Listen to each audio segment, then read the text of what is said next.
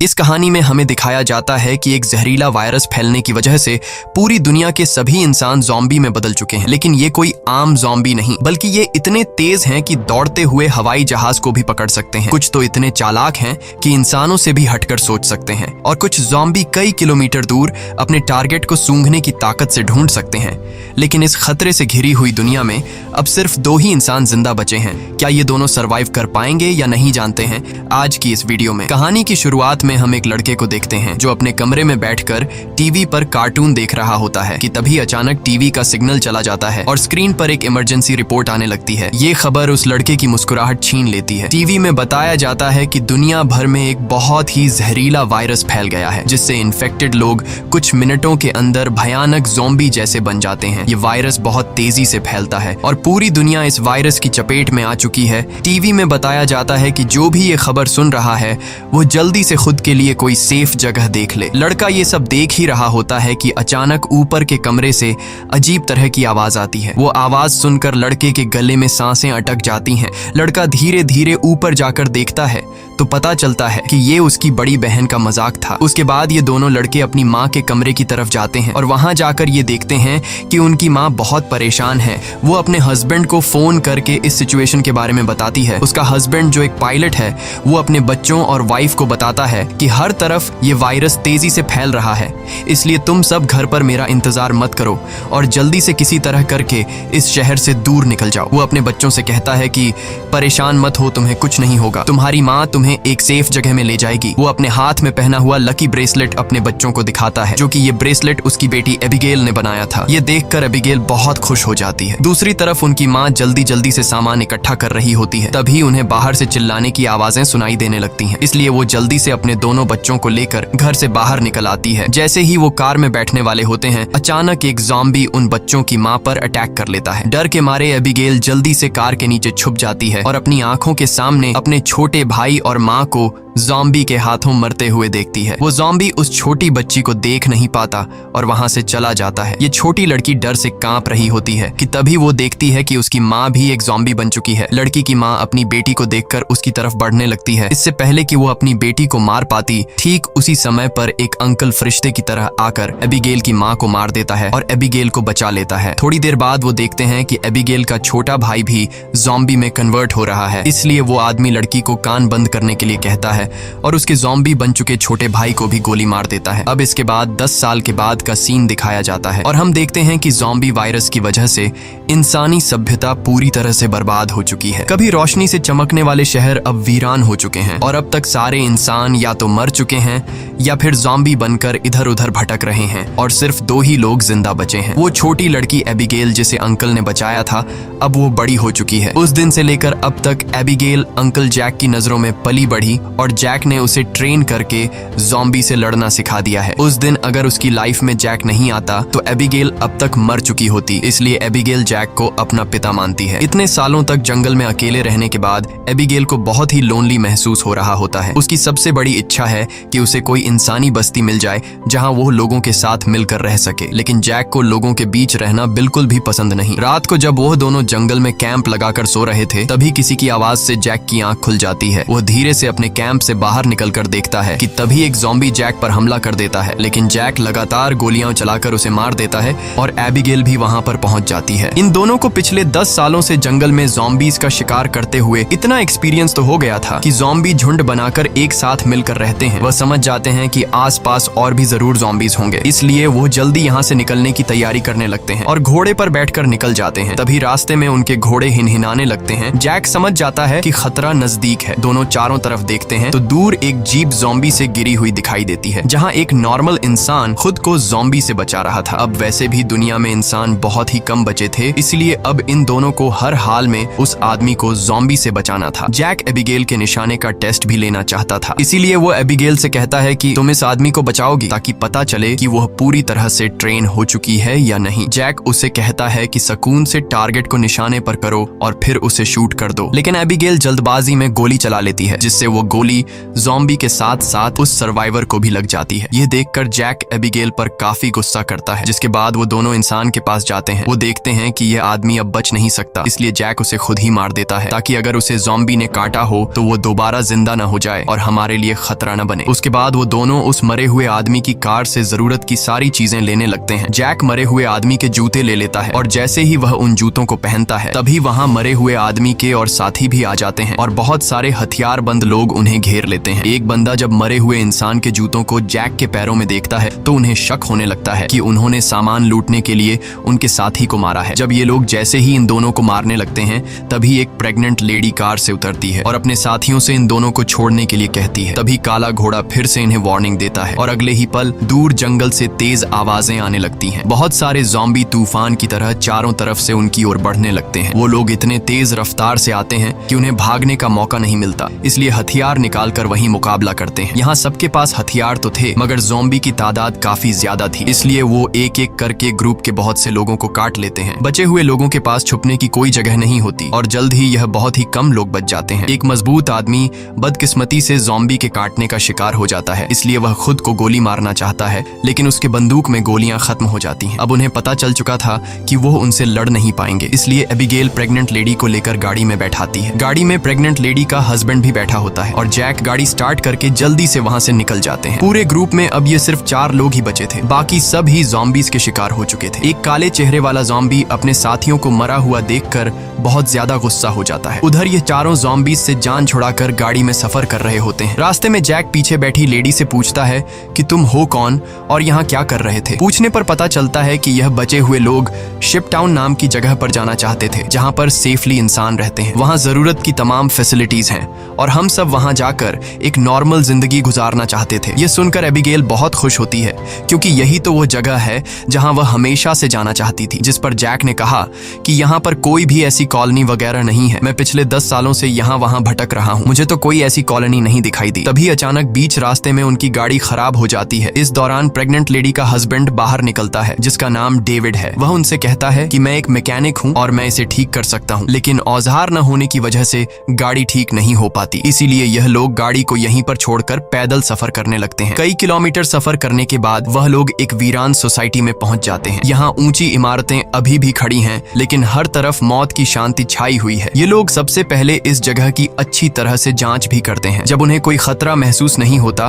तो यह लोग रात यहाँ गुजारने का फैसला करते हैं। रात को वह लोग आग जलाकर खाना पकाते हैं। एबिगेल शिप टाउन नाम के उस जगह पर जाने के लिए बहुत बेताब थी। वह उस प्रेग्नेंट औरत से उस जगह के बारे में बातचीत करने लगती है। प्रेग्नेंट औरत उससे बताती है कि हमारा पहले से उस शिप टाउन में रहने वाले लोगों के साथ रेडियो पर कांटेक्ट हो चुका है। वह एक बहुत ही खूबसूरत जगह है जहां हम आजादी से रह सकते हैं। ये बातें सुनकर एबिगेल की आंखों में चमक उठी। दूसरी तरफ जैक बाहर चारों ओर जाल बिछा देता है ताकि अगर वह लोग सो भी जाए तो खतरा करीब होने पर फौरन पता चले। जैक अंदर आकर एक मैप निकालता है और सबको समझाता है कि वो मेगन और डेविड को कुछ दूर तक पहुंचाएगा और उसके बाद दोनों अलग अलग रास्ते पर चले जाएंगे। लेकिन एबिगेल जैक के इस फैसले से खुश नहीं थी। वह जैक के पास जाकर उससे बहस करती है कि डेविड अपनी प्रेग्नेंट वाइफ को उस जगह तक सेफली नहीं पहुंचा पाएगा, इसलिए हमें उनके साथ चलना चाहिए। जैक कहता है हमें समझदारी से काम लेना चाहिए। देखो, जहां लोग ज्यादा होते हैं वहां पर खतरा भी ज्यादा होता है। लेकिन एबिगेल जैक के इस फैसले से नाराज होकर चली जाती है। हालांकि दोनों को ये नहीं पता होता कि वह काले चेहरे वाला ज़ॉम्बी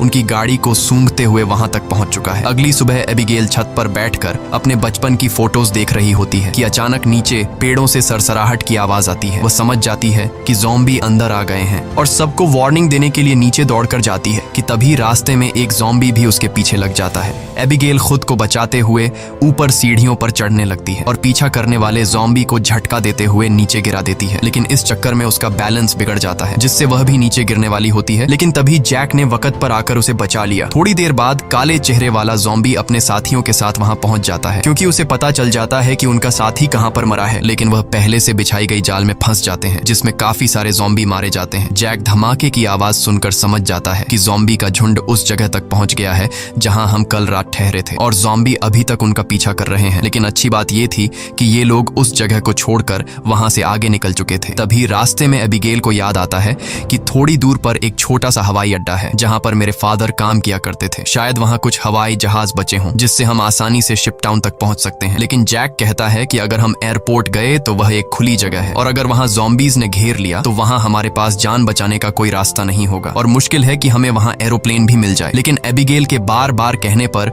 वह वहां जाने के लिए मान जाता है, जिसके बाद ये लोग एयरपोर्ट आ गए। लेकिन यहाँ पर कोई भी एरोप्लेन नहीं था। जैक कहता है, देखा, मैंने कहा कहा था यहाँ पर कोई भी एरोप्लेन नहीं होगा। लेकिन जब वह लोग वहाँ पर एक छोटे से गराज में पहुँचते हैं तो गराज का दरवाजा खोलते ही लकीली वहाँ उन्हें एक छोटा एरोप्लेन मिल जाता है। ये देखकर ये लोग बहुत खुश हो जाते हैं क्योंकि अब उनका शिप टाउन तक पहुँचने का रास्ता आसान हो गया। लेकिन ये हवाई जहाज बहुत दिनों से इस्तेमाल नहीं हुआ था, इसलिए मैकेनिक डेविड कहता है कि उसे ठीक करने की जरूरत है। ज्यादा नहीं, मैं उसे 10 से 15 मिनट के अंदर ठीक कर दूंगा। जब तक डेविड एरोप्लेन को ठीक करता तब तक जैक और एबिगेल एयरपोर्ट में कुछ काम की चीजें ढूंढने लग जाते हैं। तभी डेविड दूरबीन से देखता है कि दूर से बहुत सारे ज़ॉम्बीज आ रहे हैं जो बहुत जल्द एरोप्लेन तक पहुंच जाएंगे। वह लोग दौड़ कर आते हैं और उन दोनों को वार्न करते हैं कि हमें जल्दी से एरोप्लेन को स्टार्ट करना होगा, नहीं तो ज़ॉम्बी यहाँ पहुंचकर हमें मार देंगे। एबिगेल जल्दी से पायलट की सीट पर बैठ जाती है, वहाँ पर मौजूद बुक्स को रीड करती है। उसके फादर पायलट थे, इसलिए उसने अपने फादर से एयरप्लेन को कंट्रोल करने की थोड़ी बहुत जानकारी सीखी थी। और जैक ज़ॉम्बीज को शूट करके उन्हें रोकने की कोशिश करता है। एबिगेल जैसे तैसे करके एरोप्लेन को स्टार्ट कर लेती है, लेकिन तब तक बहुत देर हो चुकी थी। वहाँ बहुत सारे ज़ॉम्बी रनवे तक पहुंच जाते हैं। उनकी रफ्तार काफी तेज थी और उनमें से एक ज़ॉम्बी एरोप्लेन के दरवाजे तक पहुंच भी जाता है, लेकिन जैक उसे गोली मारकर एरोप्लेन को उसे छुड़ा लेता है और एबिगेल जहाज के कंट्रोल को समझ जाती है। इस तरह से ये लोग जहाज को टेक ऑफ कर लेते हैं। हवाई जहाज में बैठे सभी लोग बहुत खुश हैं क्योंकि वो जल्द ही सीधे शिप टाउन पहुंच जाएंगे। लेकिन ये खुशी थोड़ी ही देर की मेहमान थी। जैसे ही ये लोग थोड़ा सा आगे गए तो अचानक जहाज के इंजन में से धुआं निकलने लगा क्योंकि ये जहाज पिछले 10 सालों से हवा में सफर नहीं कर पाया था, इसीलिए इसका इंजन ब्लास्ट हो जाता है और प्लेन नीचे की तरफ जाने लगा। जैक समझदारी से काम लेते हुए एरोप्लेन का एक पेड़ में क्रैश लैंड करता है, जिससे उन्हें थोड़े बहुत चोट तो आ जाते हैं पर इनकी जान बच जाती है। प्लेन तो अब इस्तेमाल लायक नहीं बचा था, इसलिए अब उन्हें दोबारा फिर से पैदल सफर करना पड़ेगा। काफी दूर तक पैदल चलने के बाद वो लोग एक सुनसान रेलवे स्टेशन तक पहुंच जाते हैं। रात हो चुकी थी। ये लोग आसपास खतरा चेक करते हैं। जब उन्हें कोई भी ज़ॉम्बी नहीं नजर आता तो ये लोग यहीं पर रात गुजारने का फैसला कर लेते हैं। वो लोग मैप पर अपना लोकेशन देखते हैं, जिससे उन्हें पता चलता है कि अब ये लोग शिप टाउन से सिर्फ 2 दिन की दूरी पर हैं। यहाँ वो प्रेग्नेंट लेडी जैक के पास आती है और जैक का शुक्रिया अदा करती है। वो जैक से कहती है कि अगर तुम ना होते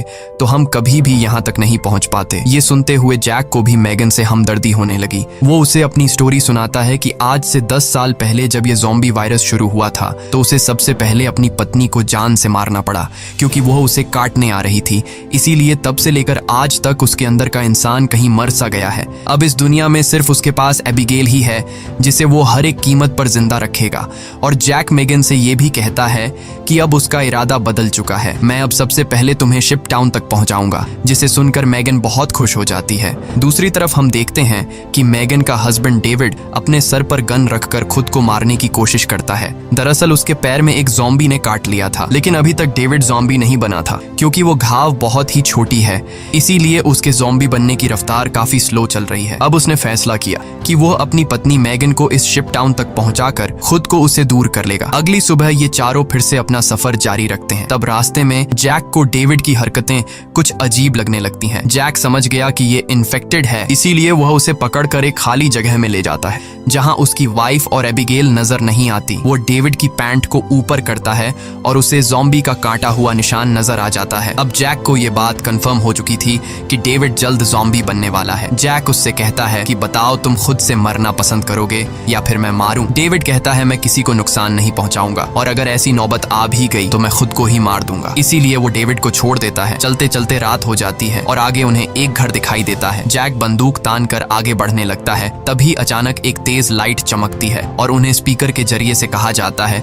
कि अपनी वेपन्स नीचे रख दो वरना गोलियों से छलनी कर दिया जाओगे। अब उन्हें पता चल जाता है कि अंदर कोई इंसान ही है। एबिगेल आगे बढ़ती है और कहती है कि हमारा यहाँ आने का मकसद किसी को नुकसान पहुँचाना बिल्कुल भी नहीं है, बस हमें मदद चाहिए। तभी उस घर का मालिक बाहर आता है। वो कहता है कि तुम लोगों को यहाँ ढेर सारा खाना और रात गुजारने दिया जाएगा, मगर एक शर्त पर, तुम सबको अपनी बंदूकें बाहर ही छोड़नी होंगी। जब ये लोग अपने वेपन्स बाहर छोड़ देते हैं तो वो आदमी उन्हें घर के अंदर ले जाता है। ये आदमी सबको घर के अंदर वेलकम करते हुए बताता है कि मैं एक साइंटिस्ट हूँ, मैं यहाँ पर अकेला रहता हूँ, अगर मैं चाहता तो यहाँ से जा सकता था, लेकिन ऐसी जगहों पर मुझे रिसर्च करने में आसानी होती है। यहाँ वो इन सबको बहुत अच्छा खाना देता है जिसे वो सब देखकर हैरान रह जाते हैं क्योंकि ऐसा खाना उन्होंने काफी लंबे अरसे से नहीं खाया था। वो लोग खाने पर टूट पड़ते हैं। खाना खाने के बाद वो साइंटिस्ट इन लोगों के लिए ड्रिंक्स भी लाता है। वो सब बहुत खुश थे क्योंकि इतने दिनों बाद सबको आराम से बैठकर बातें करने का मौका मिलता है। लेकिन साइंटिस्ट की बातें सुनते हुए उन्हें कुछ अजीब लगता है। साइंटिस्ट कहता है कि देखो, ये जो वायरस फैला है वैसे तो ये बहुत बुरी चीज है, लेकिन दूसरी तरफ इससे इंसान अपग्रेड भी हुए हैं, जैसे कि कमजोर इंसान खत्म हो जाएंगे और जो ताकतवर होगा वो जॉम्बी बनकर जिंदा रहेगा। वो कहता है कि जॉम्बी सिर्फ खाने के लिए जीते हैं ना कि तरक्की के लिए, इसलिए जॉम्बीज को दुनिया पर राज करना चाहिए। ये सुनकर उन चारों को बहुत ही अजीब लगने लगता है। तभी डेविड को अपनी तबीयत ज्यादा खराब लगती है और वो बाथरूम में जाता है। बाथरूम जाकर वो शीशे में देखता है कि उसके बॉडी में वायरस पूरी तरह से फैल चुका होता है। जब डेविड वापस हॉल में आता है तो देखता है कि जैक और बाकी लोग बेहोश पड़े हैं। दरअसल साइंटिस्ट ने शराब में बेहोशी की दवा मिला दी थी। ये देखकर डेविड साइंटिस्ट पर हमला करने लगता है कि तभी साइंटिस्ट अपने हाथ में पकड़े हुए एक डिवाइस का बटन दबा देता है। डेविड को अचानक बहुत कमजोरी महसूस होती है और वो जमीन पर गिर जाता है। साइंटिस्ट कहता है कि इस डिवाइस को मैंने सालों की मेहनत के बाद बनाया है, जिससे मैं दुनिया के किसी भी कोने में जा सकता हूँ और इस डिवाइस की मदद से ज़ॉम्बी मेरा कुछ भी नहीं बिगाड़ सकते। साइंटिस्ट ने एक ऐसा डिवाइस बना लिया था जिससे वो ज़ॉम्बीज को कंट्रोल कर सकता था, यानी कि अब वो पूरी दुनिया का राजा बनकर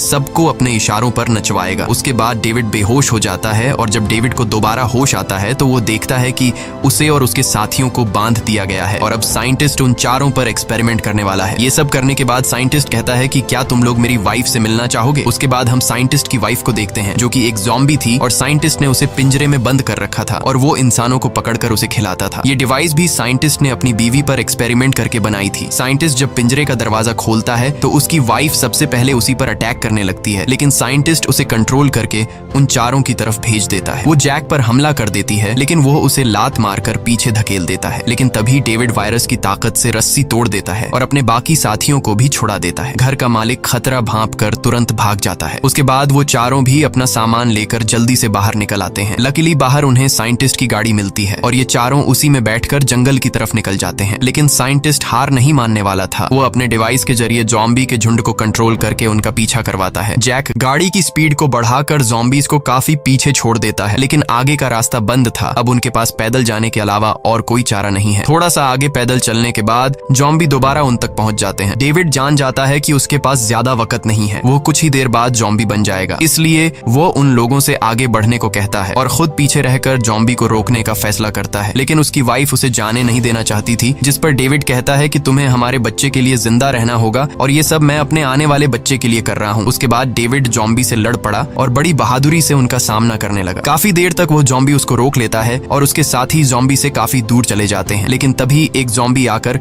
डेविड को मार देता है। जैक मेगन को गोद में लेकर आगे की तरफ बढ़ता है और फाइनली ये लोग उस जगह तक पहुंच जाते हैं जहां पर इंसानों की बस्ती थी। एबिगेल मदद मांगने के लिए चिल्लाने लगती है क्योंकि उनके पीछे बहुत सारे ज़ॉम्बी थे। ऊपर टावर पर बैठे 2 पहरेदारों ने उन्हें देख लिया और वो अब स्नाइपर से ज़ॉम्बीज को शूट करके उन्हें कवर देने लगे। जल्द ही उन लोगों के लिए एक बोट भी भेजी जाती है और ये तीनों उस बोट में बैठकर शिप टाउन के अंदर पहुंच जाते हैं। काले चेहरे वाला ज़ॉम्बी अपने साथियों को आगे बढ़ने से रोकता है क्योंकि आगे पानी का रास्ता है और वह उसे पार नहीं कर सकते थे। दूसरी तरफ मेगन की डिलीवरी होने वाली थी और उसे तुरंत इलाज की जरूरत थी। अच्छी बात यह है कि यहाँ डॉक्टर और हॉस्पिटल की फैसिलिटी भी मौजूद थी। अगली सुबह हम देखते हैं कि इस जगह को कई बड़े जहाजों से जोड़कर एक टाउन बनाया गया है जिसके चारों तरफ पानी है। जैक एबिगेल से कहता है कि अब हमें यहाँ से जाना चाहिए, लेकिन एबिगेल ने यहीं रहने का फैसला कर लिया है। उसे लोगों के बीच रहने में बहुत मजा आ रहा है। इसी बात पर दोनों में बहुत झगड़ा होता है। तभी एक डॉक्टर आती है और बताती है कि मेगन ने एक बेटी को जन्म दिया है, लेकिन खून ज्यादा बहने की वजह से वो शायद ज्यादा दिन नहीं जी पाएगी। ये सुनकर जैक का मन उदास हो जाता है। वह जल्दी से हॉस्पिटल के कमरे में जाता है। मेगन बहुत कमजोर हो चुकी है और वह अपनी बेटी को जैक के हवाले करना चाहती है और वह चाहती है कि वह भी एबिगेल की तरह बड़ी हो। जैक को अपनी मरी हुई वाइफ की याद आती है और मेगन की बेटी को अपने पास रखने के लिए तैयार हो जाता है। इधर एबिगेल एक हैंडसम लड़के के साथ एंजॉय कर रही होती है। उसने कभी सोचा भी नहीं था कि इतने सारे लोग एक साथ बैठकर शराब पी सकते हैं और खूबसूरत संगीत पर जमकर नाच गा सकते हैं, इसलिए उसका यहीं रुकने का इरादा और भी पक्का हो जाता है। थोड़ी देर बाद एबिगेल उस हैंडसम लड़के को चुपके से एक कैबिन में जाते हुए देख लेती है। उसे देखकर वह भी अंदर चली जाती है। वहां पहुंचकर वह देखती है कि ये कैबिन पूरी तरह से तारों और बमों से भरा हुआ है। वहां एक वायरलेस स्विच भी लटका हुआ होता है। जैसे ही वह उस स्विच को टच करती है तभी वह लड़का भाग कर आता है और बताता है कि उन्होंने शिप टाउन के नीचे बम लगाए हैं। अगर कभी ये जगह खतरे में पड़ती है तो लोग उस रास्ते से भाग जाएंगे और बाहर से इस जगह को उड़ा देंगे। लेकिन दोनों को बिल्कुल भी अंदाजा नहीं होता कि ये दिन इतनी जल्दी आ जाएगा। वह साइंटिस्ट गुस्से में वहां तक भी पहुंच जाता है। वह देखता है कि इन लोगों ने बहुत सारे ज़ॉम्बीज को मार दिया है जिनके सहारे वह इस दुनिया पर राज करना चाहता है। वह अपने कंट्रोल डिवाइस के जरिए उस काले चेहरे वाले ज़ॉम्बी राजा को अपने कंट्रोल में कर लेता है। साइंटिस्ट की मदद मिलने के बाद शिप टाउन के नीचे का पानी अब उन्हें नहीं बचा सकता था। बहुत सारे ज़ॉम्बी पानी के नीचे से उन शिप्स पर पहुंच जाते हैं और लोगों पर अचानक अटैक कर लेते हैं, जिनमें से बहुत से लोग मारे जाते हैं। लोगों के बीच हलचल मच जाती है। इधर जैक को भी इस बात का पता चल जाता है कि ज़ॉम्बीज ने अटैक कर लिया है। जैक को एबिगेल की चिंता होने लगती है और वह उसे ढूंढने लग जाता है। वह ज़ॉम्बीज को मारते हुए आगे बढ़ता है और आखिरकार वह एबिगेल को ढूंढ लेता है। दूसरी तरफ सन की साइंटिस्ट भी शिप पर पहुंच जाता है और एबिगेल को पंच मारकर नीचे गिरा देता है। ये देखकर जैक गुस्से में आकर साइंटिस्ट की तरफ दौड़ने लगता है कि तभी एक ज़ॉम्बी बीच में आकर उसे धक्का देकर नीचे टैंक में फेंक देता है और वहां वह साइंटिस्ट भी पहुंच जाता है और जैक से बदला लेना चाहता है। वह जैक को लात मारकर गिरा देता है, लेकिन जैक को पता था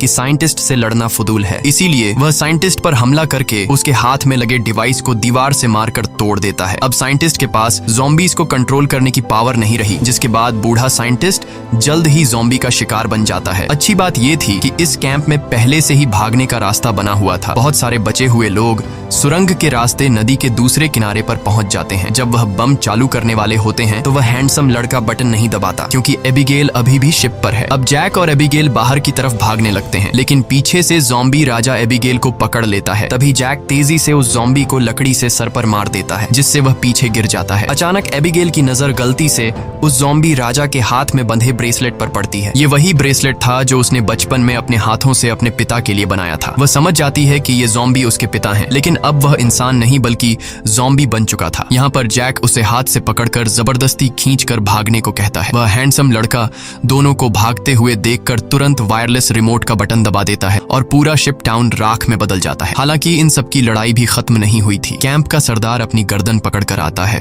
क्योंकि लड़ाई में उसे ज़ॉम्बी ने काट लिया था। वायरस के फैलने से पहले ही काले चेहरे वाले ज़ॉम्बी ने उस पर हमला कर दिया। हैरानी की बात यह थी कि ज़ॉम्बी राजा भी धमाके में बच गया था। जैक तुरंत दौड़कर उस ज़ॉम्बी राजा से लड़ने लग जाता है, लेकिन जैक ज़ॉम्बी राजा के सामने कमजोर पड़ रहा था। इसीलिए एबिगेल जमीन से बंदूक उठाती है और ये जानते हुए भी कि सामने खड़ा ज़ॉम्बी राजा उसका पिता है, लेकिन वह उसे पालने पोसने वाले जैक को मार रहा था। इसलिए एबिगेल बिना सोचे समझे उस काले चेहरे वाले ज़ॉम्बी राजा को गोली मार देती है, क्योंकि अगर वह उसे गोली नहीं मारती तो वो ज़ॉम्बी राजा वहां पर मौजूद सब लोगों को मार देता। उसके बाद जैक और एबिगेल गले लगते हैं और अब जैक, एबिगेल और बचे हुए लोग दूर समुद्र में एक सुनसान द्वीप की तरफ देखते हैं और वहीं एक नई इंसानी बस्ती बसाने का फैसला करते हैं। इसी के साथ ये कहानी खत्म हो जाती है। अगर वीडियो आपको अच्छी लगी हो तो हमारे चैनल को सब्सक्राइब और वीडियो को लाइक जरूर कीजिएगा।